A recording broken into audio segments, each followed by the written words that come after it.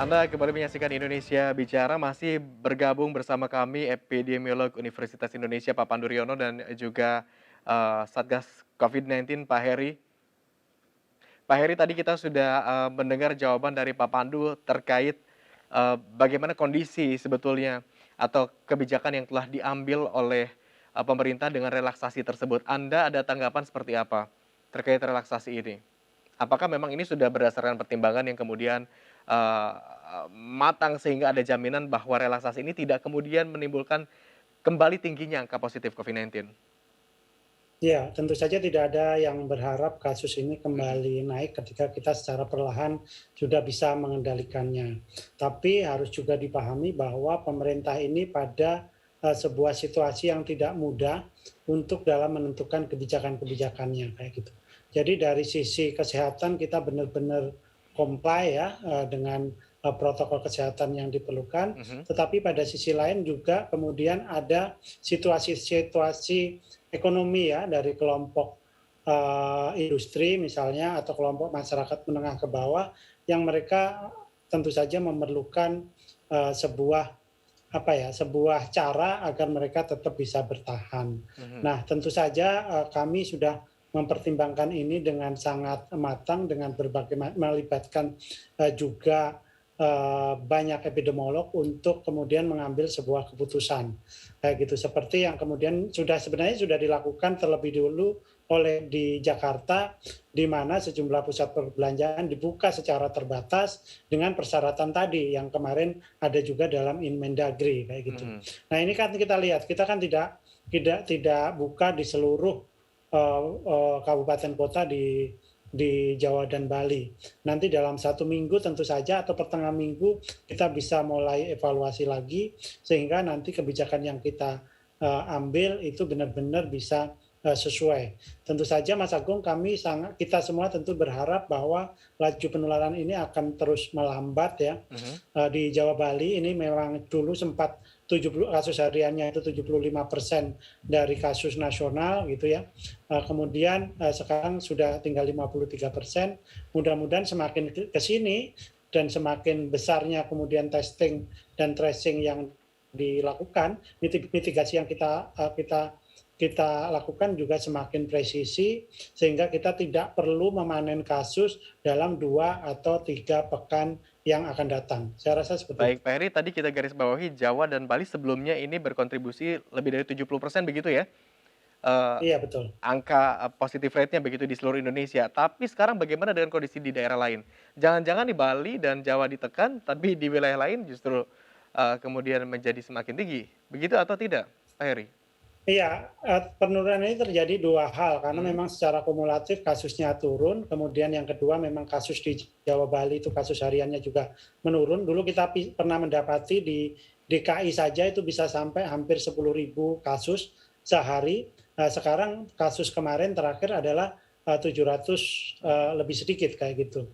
Nah, bagaimana dengan di luar Jawa, Bali? Tentu saja kan ada juga kebijakan di luar Jawa, Bali, bahkan perpanjangannya dilakukan sampai tanggal 23 Agustus gitu kan.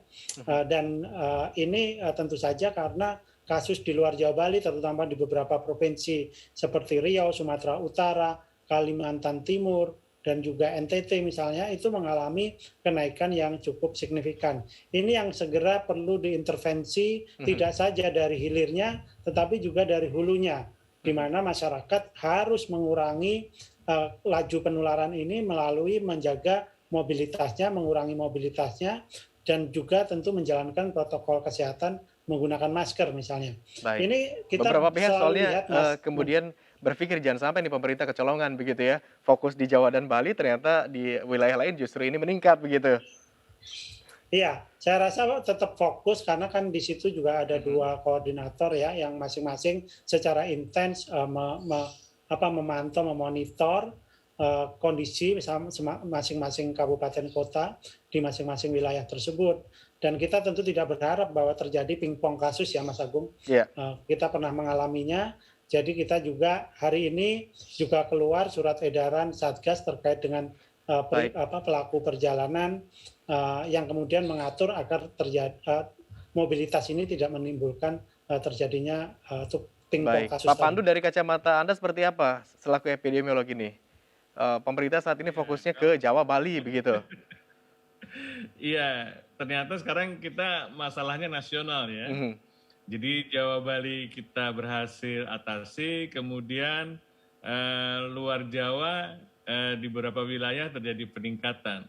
mhm, Ini salah satu kalau kita sudah prediksi dari surveillance genome sequencing dari penyebaran varian Delta itu betul-betul wah ini bahaya nih luar Jawa gitu kan. Ternyata betul terjadi peningkatan yang cukup signifikan di luar Jawa.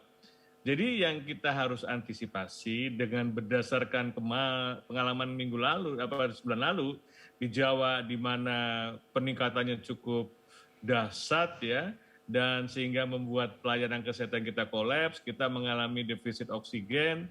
Nah itu supaya jangan terjadi di luar Jawa. Ya, jadi konsep di hilir cepat dilakukan, konsep di hulu di mana kita melakukan pengetatannya harus maksimal betul. mhm. Jadi terpaksa di beberapa wilayah yang sudah mulai potensial naik, langsung saja ke level 4, ya kan, kemudian Mhm. betul-betul diketatkan dan juga protokol testing lacak isolasinya ditingkatkan supaya di 2 titik di hulu dan di hilir sama-sama ditekan, tidak perlu terjadi seperti nasib yang kita alami di Jawa di mana cukup menyedihkan. Ini yang menurut saya Baik, karena harus tantangannya langsung besar diberikan Mas, perhatian begitu ya karena kepada daerah-daerah yang tantangannya ini, kemudian potensial tantangan begitu ya? alkes, pelayanan kesehatan kita terbatas kalau Baik, luar Jawa. baik. Pak Heri wilayah mana saja yang kemudian ini menjadi concern selain kemarin sempat disebutkan bahwa, Bali, kemudian Malang Raya begitu. Di luar Jawa ada lagi yang menjadi concern? Iya, jadi di luar Jawa itu ada 45 kabupaten Mhm, kota yang PPKM-nya level 4 ya, tentu saja mengikuti aturan di level 4.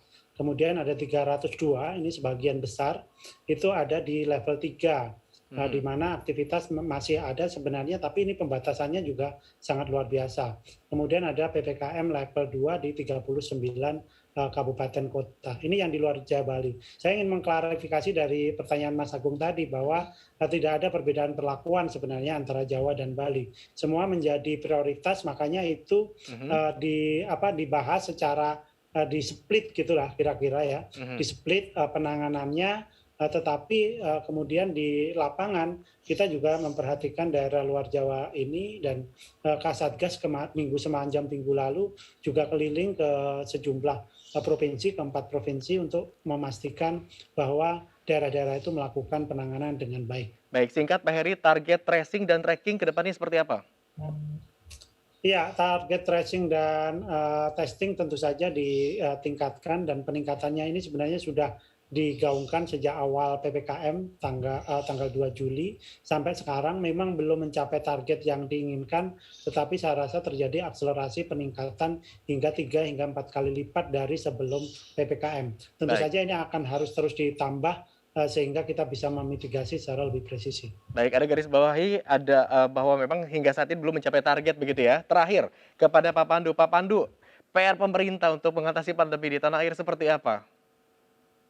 PR-nya adalah melakukan komunikasi yang betul-betul membuat masyarakat mau tergerak mengikuti anjuran pemerintah. Mhm, Karena masih banyak masyarakat yang masih abai dan juga terutama pejabat-pejabat di pemerintah daerah yang belum konsisten. Seringkali ada PPKM level 4, tapi mereka seringkali melakukan kegiatan-kegiatan yang bersifat kerumunan. Nah ini tidak boleh ada toleransi lagi bagi pemerintah daerah maupun pejabat yang di mana level 4 di mana masih ada melakukan kegiatan-kegiatan yang merefleksikan adanya dualisme pejabat boleh tetapi rakyat tidak boleh. Jadi dengan demikian kita harus bersama-sama mengatasinya baik pemerintah maupun masyarakat. baik, Pak Pandu terima kasih atas waktunya, Pak Heri terima kasih atas waktunya. Goal kita tentunya sama-sama, yakni bagaimana cara kita akhirnya keluar dari kondisi sulit yang ditimbulkan akibat pandemi COVID-19, termasuk pemerintah juga berupaya kemudian menekan angka COVID-19 yang tadi Pak Pandu sampaikan bahwa memang perang ini bukan hanya milik pemerintah, tapi perang melawan COVID-19 adalah perang bersama-sama, pemerintah dan juga masyarakat. Terima kasih atas waktunya. Dan pemirsa, demikian dialog kita pada malam hari ini di Indonesia Bicara. Akhir kata, mewakili seluruh kerabat kerja yang bertugas, saya Agung Hardiasa pamit undur diri. Selamat malam.